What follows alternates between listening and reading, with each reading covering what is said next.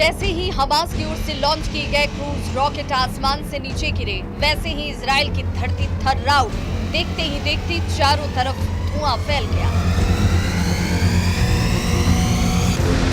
Israel की ओर से इन दिनों गाजा पट्टी में किए जा रहे ताबड़तोड़ हमलों के जवाब में हमास भी लगातार बमबारी किए जा रहा है। कभी क्रूज मिसाइलों से हमला हो रहा है तो कभी बैलिस्टिक मिसाइलों के वार से इजराइल की धरती थर्रा जा रही है। इजराइल पर हमास के हमलों का वीडियो इन दिनों सोशल मीडिया पर छाया हुआ है। कई वीडियो में हमास के मिसाइल इजराइल पर गिरते नजर आ रहे हैं। जैसे ही हमास के मिसाइल्स की बरसात हुई, इजराइल में चारों तरफ चीख पुकार मच गई। जिस जगह पर मिसाइल गिरे वहां पर धुआं उठता हुआ नजर आया।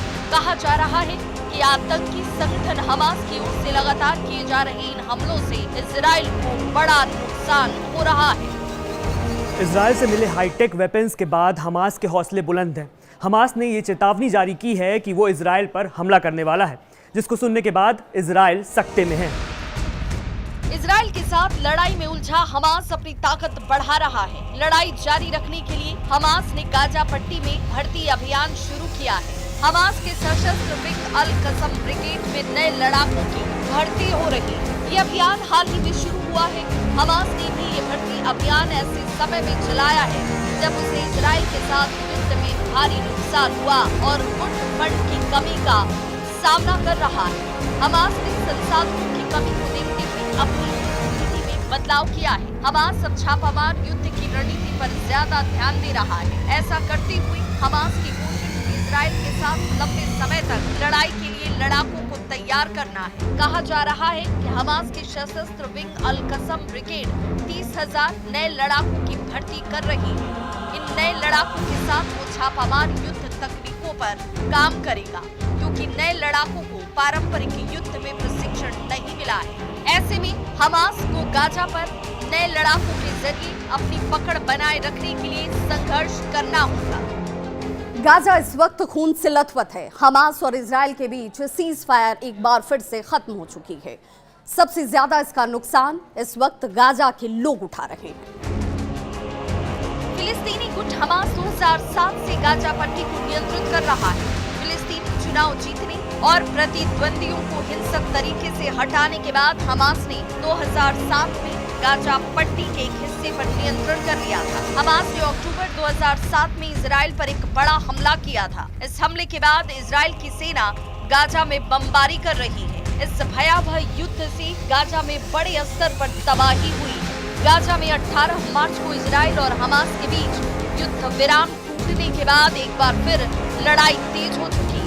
मार्च में युद्ध विराम टूटने के बाद से गाजा में 1827 लोगों की मौत हुई और 4,828 घायल हुए। वहीं 7 अक्टूबर को युद्ध शुरू होने के बाद से अब तक गाजा में 51,201 लोगों की जान जा चुकी है। वहीं 1,16,869 लोग घायल हुए हैं। हमास की ओर से अचानक किए गए मिसाइल अटैक से इजराइल में चारों ओर तबाही मची हुई है। हर रोज जान माल का भारी नुकसान हो रहा है और ऐसे में इजराइल भी अब जवाबी हमले की तैयारी में है।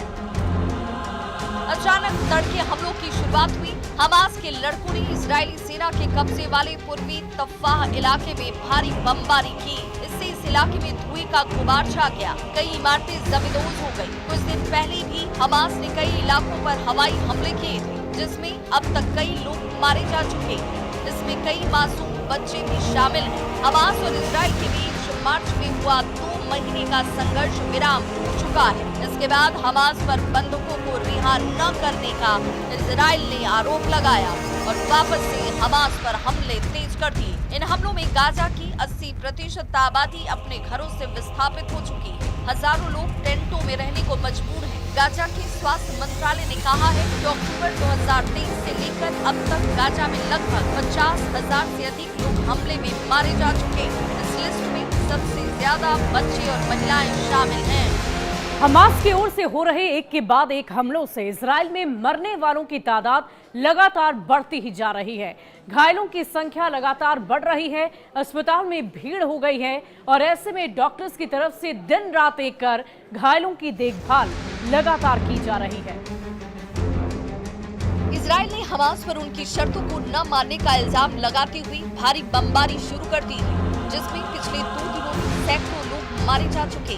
मरने वालों में ज्यादातर महिलाएं और बच्चे हैं। इजराइल और हमास के बीच सीज़फायर की कोशिशें बार-बार नाकाम हो रही हैं। इजराइल का कहना है कि हमास उसकी शर्तों को मानने को तैयार नहीं है, जिसके जवाब में उसने गाजा पर भारी बम वर्षा शुरू कर दी है। पिछले 2 दिनों में 42 से ज्यादा लोग इस हिंसा का शिकार बन चुके हैं, जिसमें ज्यादातर महिलाएं और बच्चे शामिल हैं। गाजा के अस्पताल लाशों और घायलों से भरे पड़े और मानवीय संकट गहराता नजर आ रहा है। ये पूरा विवाद 7 अक्टूबर 2023 को इजरायली जमीन पर हुए हमास के हमले से जुड़ा हुआ है, जिसमें 1200 से ज्यादा लोग मारे गए थे। हमास के इस नरसंहार ने इजराइल को हिलाकर रख दिया और उसके जवाब में इजराइल ने गाजा पर अब तक की सबसे भीषण सैन्य कार्रवाई शुरू कर दी। इजरायली सेना के मुताबिक जवाबी कार्रवाई में अब तक गाजा में 51,000 से ज्यादा लोग मारे जा चुके हैं।